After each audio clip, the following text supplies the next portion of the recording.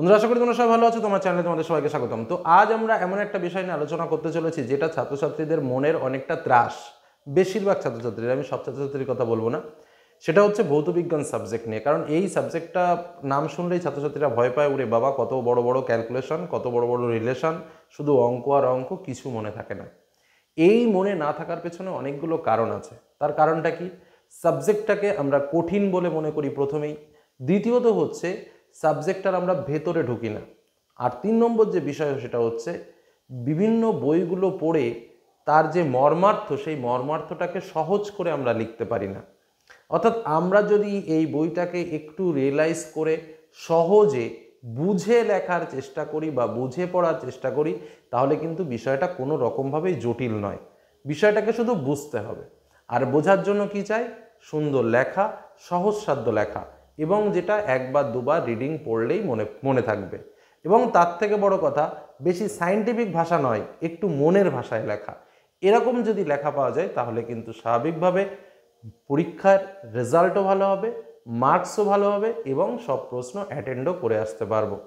তার কারণ দেখো, ভৌতবিজ্ঞানের ক্ষেত্রে আমরা কিন্তু এটা পরিষ্কার জানি যে ভৌতবিজ্ঞানে আমাদের বেশিরভাগ প্রশ্নই হচ্ছে শর্ট টাইপ প্রশ্ন। 1 মার্কের কোশ্চেন, 2 মার্কের কোশ্চেন আর 3 মার্কের কোশ্চেন। আর এই শর্ট কোশ্চেনের উপর যদি আমি ঠিকঠাক করে জোর না দিই তাহলে ভৌতবিজ্ঞানে আমি ভালো মার্কস পাবো না। এটা তো মূল কথা। এইবার আমরা যদি আমাদের বইয়ের দিকে তাকাই তাহলে কি শর্টের অভাব আছে? একটু অভাব নেই, প্রচুর প্রচুর শর্ট। 1 মার্কের শর্ট, 2 মার্কেরও হিসেব মতো প্রায় শর্ট, আর 3 মার্কেরও শর্ট, তার মধ্যে আবার অঙ্ক রয়েছে। আমরা চালাকিও কিন্তু শিখিয়েছি এর আগে পরে, আবারও শেখাবো। তো যাই হোক, এই পরিস্থিতিতে তোমাদের জন্য যেটা একটা মোক্ষম অস্ত্র বলা যেতে পারে, সেরকম একটা অস্ত্র তোমাদের সামনে শেয়ার করছি। তোমার বাড়ির পাশেই রয়েছে সে অস্ত্র, সেটা তোমাকে ব্যবহার করতে হবে। কি জিনিস না? পূজা প্রকাশনীর চ্যালেঞ্জার বইটা, যেটা তোমার 2025 সালের জন্য বের হয়েছে। বইটা অসাধারণ করেছে, এবং সত্যি কথা বলতে 144 পৃষ্ঠার বই, এবং বইয়ের ফন্টটা যথেষ্ট বড় বড়। অর্থাৎ সব থেকে আমি বলবো যে ভৌতবিজ্ঞানের মার্কেটে যদি কোনো ছোট বই থেকে থাকে, মানে একদম ছোট্টর মধ্যে নোটস বই, সেটা কিন্তু এই বইটা। এবার এই বইটার যে বিশেষত্ব সেটা কিন্তু আমি তোমাদের অবশ্যই বলবো। সেটা কি? প্রত্যেকটা চ্যাপ্টার ওয়াইজ প্রিভিয়াস ইয়ারে যে প্রশ্নগুলো এসছে সেই প্রশ্নগুলোর সঙ্গে যে ইম্পর্টেন্ট প্রশ্নগুলো রয়েছে সেই প্রশ্নের উত্তর করা রয়েছে। খুব বেশি প্রশ্ন এখানে দেওয়া নেই, তবে যে কটা প্রশ্ন দেওয়া রয়েছে, এ কটা প্রশ্ন যদি কেউ কমপ্লিট করে আসতে পারো, 90% ইজিলি মার্ক এখান থেকে কমন আসবে। খুব বেশি গাণিতিক প্রয়োগের উদাহরণ এখানে করা নেই, তবে যে কটা গাণিতিক প্রয়োগ রয়েছে তার বাইরে পরীক্ষাতে প্রশ্ন আসে না।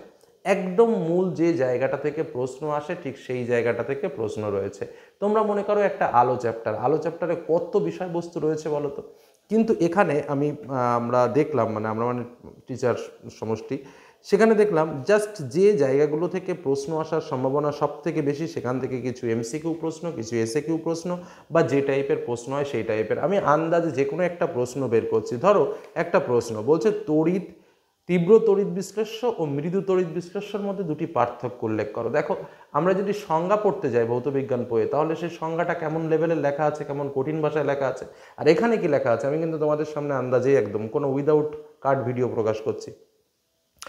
কি সংজ্ঞাটা লেখা আছে দেখো: তীব্র তড়িৎ বিশ্লেষ্য দ্রবণের তড়িৎ পরিবাহিতা উচ্চ এবং জলীয় দ্রবণে সম্পূর্ণভাবে আয়নিত হয়।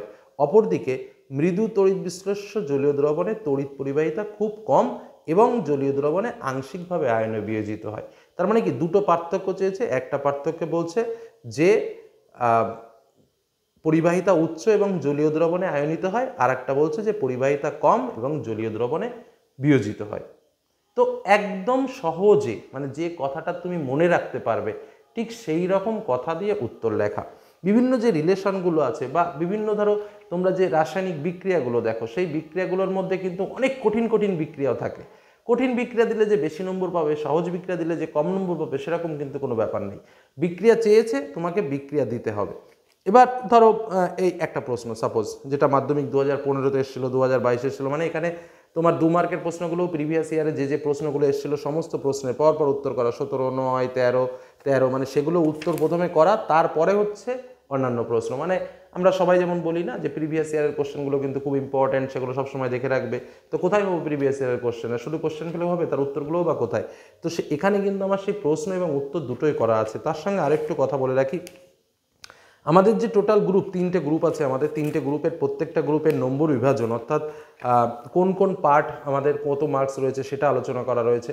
তার সঙ্গে তোমাদের যে চালাকিটাও আমি বলেছি, যারা একটু দুর্বল প্রকৃতির ছাত্রছাত্রী রয়েছে তাদের জন্য পরিবেশের জন্য ভাবনা, তারপরে তোমার গ্যাসের আচরণ, আলো, তারপরে তোমার ধাতুবিদ্যা, জৈব রসায়ন এইসব পার্টগুলো থেকে খুবই অল্প পরিমাণ প্রশ্ন, এবং তার ভেতর থেকেই প্রশ্ন আসে, কারণ এটা তো আজকের বই না, একদিনের দুদিনের বই না, দীর্ঘদিন ধরে এই বইটা চলছে, অভিজ্ঞতা সম্পন্ন বই এবং ছাত্রছাত্রীর কাছেও খুব প্রিয়। আমিও তোমাদের সেই কথাটাই বলছি যে এই বইটা তোমরা বাজার থেকে নিয়ে নিতে পারো, এবং দামটাও খুব বেশি না, খুবই কম দামের মধ্যে বইটা পাওয়া যায়, মোটামুটি 80-90 টাকার মধ্যে তোমরা মার্কেটে পেয়ে যাবে।